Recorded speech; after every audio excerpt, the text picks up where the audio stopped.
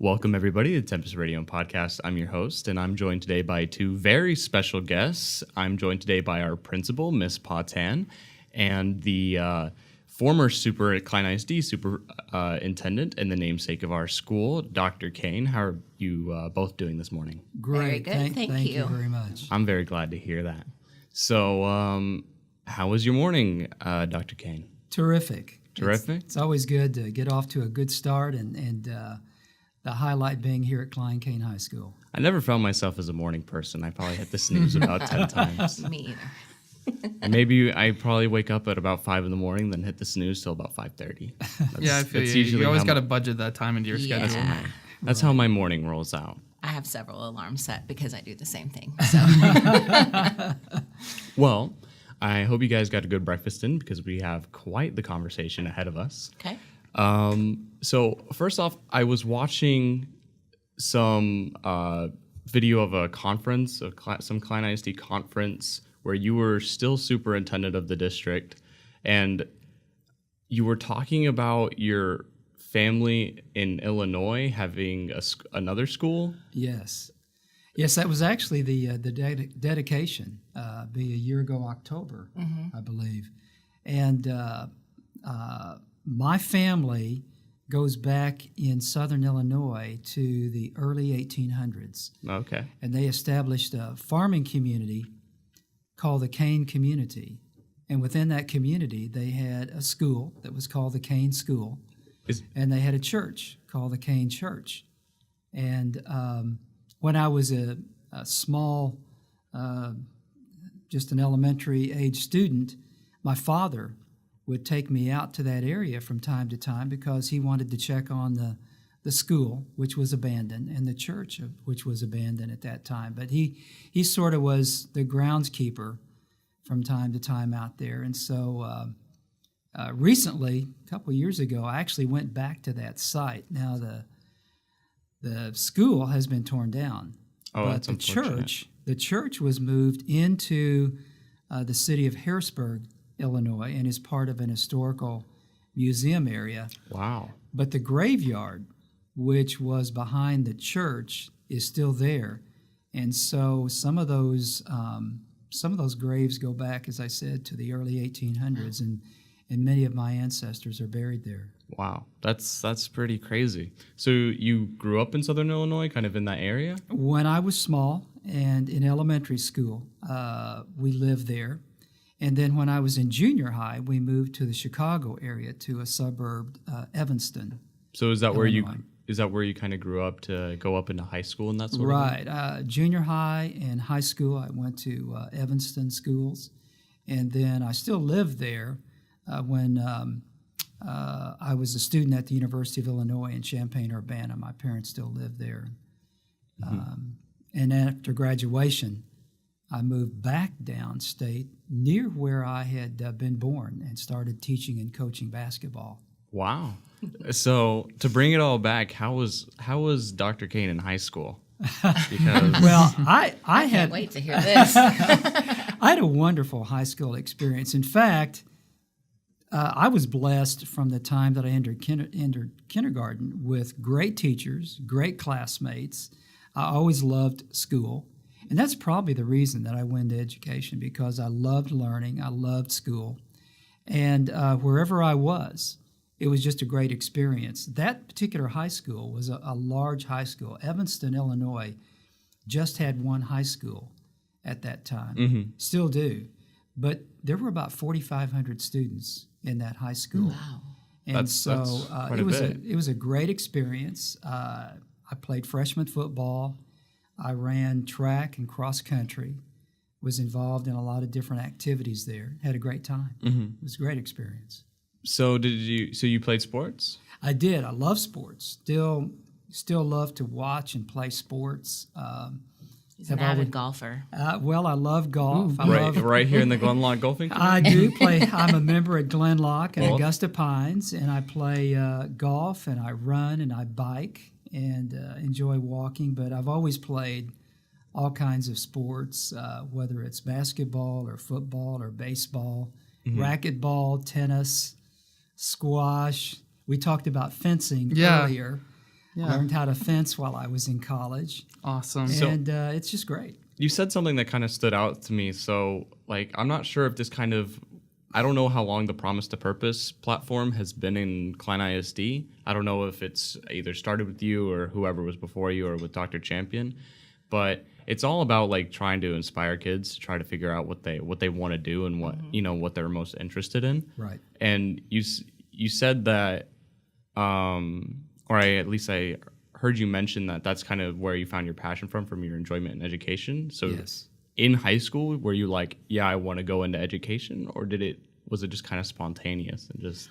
It's interesting. I've always loved history and political science. And so when I went to the University of Illinois, history was my major and political science was my minor, along with teaching.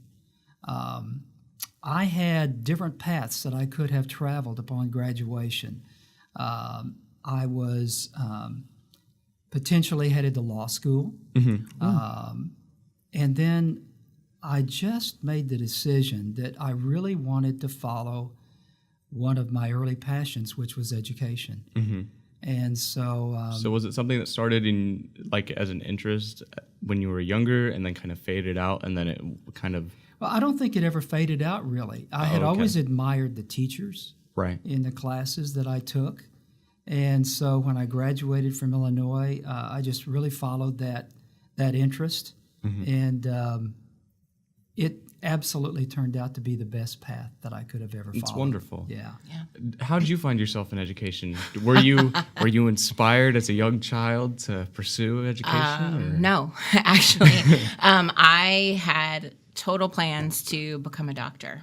And I went to college. I played soccer in college. That's fun. And I majored in sports medicine. So I actually graduated with an athletic training degree.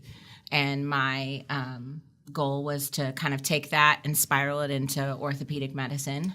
Gotcha. So I was studying to take the MCATs, and a teaching and coaching job kind of fell in my lap.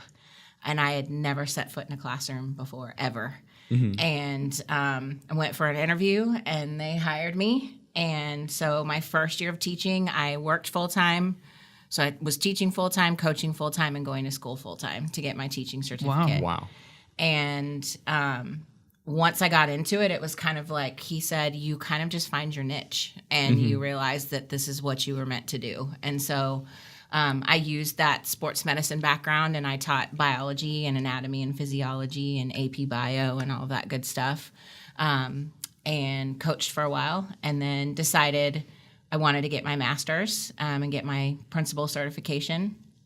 Before I was married, before I had any kids, I loved learning, like he was talking about. I'm a lifelong learner. I love school. I know I'm probably one of those weird ones, but... So did all that drive kind of happen in that first year of teaching, or did it kind of build up? It kind of built up. I would say probably after my third or fourth year of teaching, I realized that this was something that I probably was going to really want to make a career out of, but knew that I wanted to do more than just be in the classroom. And so that's when I decided to go get my master's. And I graduated with my master's and kind of sat on it for a couple of years until the right opportunity came. And here I am now. So definitely not a doctor, but this is awesome. I'm excited. I love it.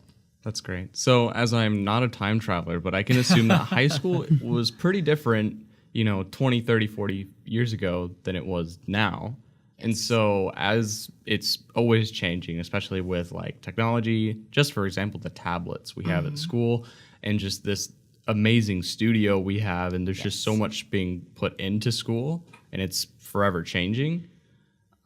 How do you guys what's always on your radar? What's still your biggest concern when it comes to teaching and really providing for the students? I would say for me, everything is so readily available to you guys now, and everything is instantaneous. You want an answer and you can get it like that. So for us, it took a little bit longer.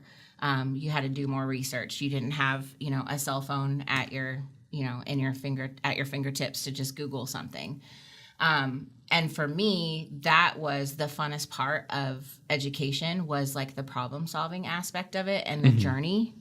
to the destination. I tell the staff all the time, it shouldn't be about the destination. It should be about the journey. And so I want to make sure that you guys as students here really appreciate the journey and the experience that you can have getting your education. And you guys have a lot more opportunities than we did. I mean, like It's you something said, we're very fortunate for. yes, you guys, people walk through here all the time. My husband, my parents, y'all's parents, people from the community, and they're like, man, can I come back to school here? Because just the things that you guys have available to you is amazing. But I just really want to make sure that the technology doesn't overshadow the journey and the problem solving aspect of it.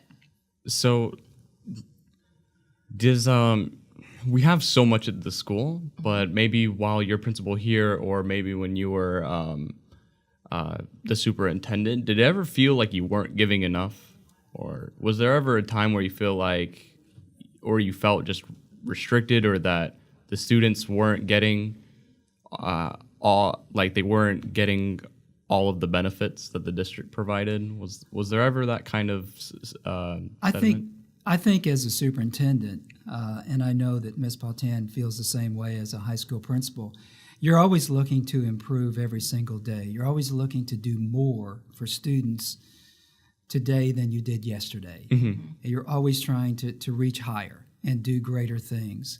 And one of the many things that I love about this school district is the fact that it has a legacy of doing just that for students.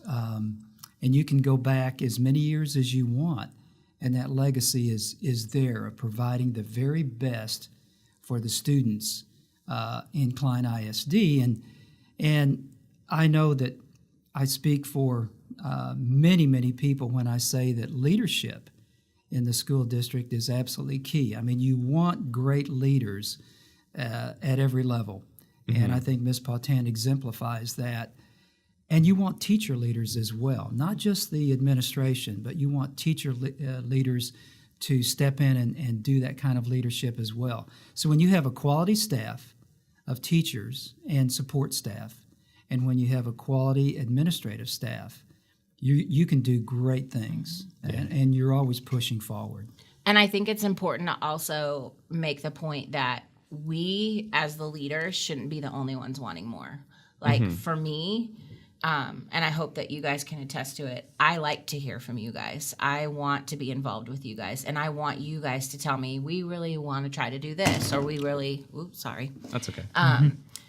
So the fact, it can't just be the adults who want more. It's got to be y'all wanting more too. And that's the really cool thing about starting this from scratch, was we're kind of all in this together, and we're working collectively to bring this like full circle to what we really want it to be. And you guys here at Cain have been amazing at letting your voice be known and challenging yourselves, because that's important. We can challenge you guys till the cows come home, but if you guys don't actually have that innate drive in you, there's only so much we can do.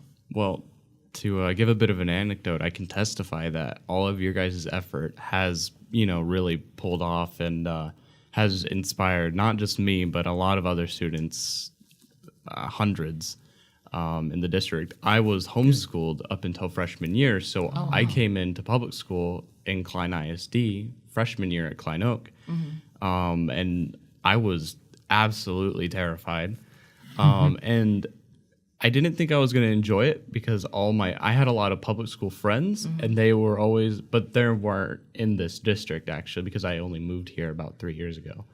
But they were just telling me, oh, public school's the worst. I always heard them complaining about school and tests and teachers and that kind of thing, and I was really nervous coming into school. And just killed it. You know what I mean? The teachers were amazing. I still go back and see my my Algebra 1 teacher from freshman year. Shout out to Miss Berkovich. But and sophomore year coming here, I joined student council, and then this year I became an officer for student council. And you were talking about leadership, and that really speaks to me. And it's not. I mean, at the end of the day, I'm important to me, or I affect me, you know what I mean? And I'm the biggest contributor in my life, but I have so many like role models and that kind of thing. And so many people to not just ask for help, but just to simply look up to, like Dr. Cain, Miss Potan, all my wonderful teachers. And so you guys and all the people who work for Klein ISD have done an amazing job. Well, Thank you. Thank you very much. That means a lot. It does mean a lot. Thank you. So you went to college and you were a history major? History and political science, and then teaching social studies. I got you. Well, I love social studies. I'm in U.S. history right now. Not my favorite. I like it, though. I like it. World history sophomore year was a lot of fun because you're learning about, like, all these empires and that kind of thing. But in U.S. history, like, it's cool, but it's just politics and a lot of politicians, Right. and there's a lot of names to remember. So there was this one question that was bugging me last night when I was kind of like coming up, like, filling out this interview. And is there some type of curriculum that you wish was at this school? Like, is there a class that you were like, man, I just wish we had it here? That's a great That question. is a really good question. Like, because they're always adding more and more courses. This Right. wasn't even a course until this year. You know what I mean? Like, they keep coming in. I would say if I had to pick the two things that I think I wish that I would have had a little bit more prep in before I went to college is, and it may seem very trivial, but it's so important, is like a study skills class. Because you think you know how to study until you get to college. I hear that a lot. Yeah. And so, almost it would be really cool if we could have like college kids come back and teach a college or a study skills They class. do have that in colleges. They have colleges or college courses that teach you how to college. Yeah. And then the other one would be almost like a independence course, because when a lot of times when the vast majority of people move away from home to go to college, and there's just some very menial tasks that a lot of people don't really know how to do. And also like financial literacy, making sure that you're making responsible financial decisions when you go to college, because a lot of kids get in trouble with that. I always hear kids saying that. They're like, yeah, I know how to do trigonometry, but I don't know how to pay my taxes. Right. Or I know how to do trig, but I can't balance a checkbook, Right. sort of a thing. So that kind of stuff can get you in trouble if you're not careful. So I would say those two things. I've always been, and that's exactly my sentiment as well. I've always been a lifelong learner. And currently I'm taking courses at Lone Star College. And one of the courses that I take at Lone Star University Park is called Fuss and Discuss. It would be interesting if an elective course along that line could exist. And what happens on Fuss and Discuss is that you come to that class, there's a moderator, and the topic is whatever bubbles up that day. So it could be political, it could be social, it could be economic, it could be whatever. But it's really fun to gather a group of people together with a moderator and talk about the issues of the day and hear point and counterpoint to all of those things. I know it would be difficult to set up a class like that at a high school, but in terms of just thinking outside the box, that would be pretty interesting. Yeah, I think that's awesome. I know Sterling would probably love something like that. Well, I've seen Sterling in action in some Socratic seminars, so I would agree. Yeah, he's a force to be reckoned with. But the cool thing about that, too, that Fuss and Discuss, that whole premise behind it, is it gives you guys the experience to be self-advocates, because Right. that's what's really important when you move on and you move into college. And that part of independence is to be an advocate for yourself, because Right. you won't have your parents there anymore. And a lot of times you're the one that has to go to bat for yourself. And so stuff like that definitely instills that quality in you guys. Yeah, totally. Actually, my algebra teacher last year, Coach Garcia, he did a thing sort of like that at the start of a lot of classes we would just kind of debate random stuff, and he had really good opinions and sort of acted as a moderator. But the rest of us also talked, and it was really cool because, you know, in general in school, you don't really get to talk so much about current events or things that might matter to you personally, and I thought that was really cool to do in school. It is. And stuff like that also kind of broadens your network of friends too, because the more you kind of get to hear viewpoints from other people who you normally wouldn't talk to, you start to find commonalities. Yeah. And you start to kind of have an ally, you know, that you never knew that you would have had. I wish there were more avenues for students to talk about more, I guess I would say mature topics, just like anything that's not like Fortnite and Instagram. You know what I mean? But it seems like, at least in my age group, that talking about anything is either uninteresting or even just taboo. Like people just really don't want to get into it. And I mean, I can understand that, but as someone who just loves debate and will talk with someone for hours about something, even something very trivial, it's something I wish was a thing. But I have this this podcast here, so I can do exactly that. And I mean, that's just another way of the district providing for me, because I mean, this started with one microphone in a closet, but now we have an entire studio, and I didn't have to really do much for this. I just had to show up, you know what I mean? And the people in the district are so willing to be able to just help every student. It seems like, I mean, the new superintendent, Dr. Champion, they know my name. Like I've met Dr. Champion, I've spoke to him 3 times in my entire life, and we had a bunch of superintendents from the country come to school, and he just waved at me and said, "Hey, Sterling," and I was like, "Oh my gosh, Dr. Champion, remember my name, Dr. Champion, That's remember great. my name." That's super. You've got a great venue here. You really do. It's incredible. Well, I thank you both for coming to join me. This was a super fun time. I'm very glad to meet you. My pleasure. I heard really good things about you when freshman year, and then I heard that you were leaving, and I was like, wait, who's Dr. Cain? And then I finally actually got to meet you, and this was a super cool experience. I'm really glad this was Thanks able to for coming happen. in. Thank you for inviting us. Absolutely. And thank you for all the listeners and viewers for tuning into this podcast, and I hope that you tune into future episodes. Thank you very much, and have a wonderful day. Thank you. Thank you. All right.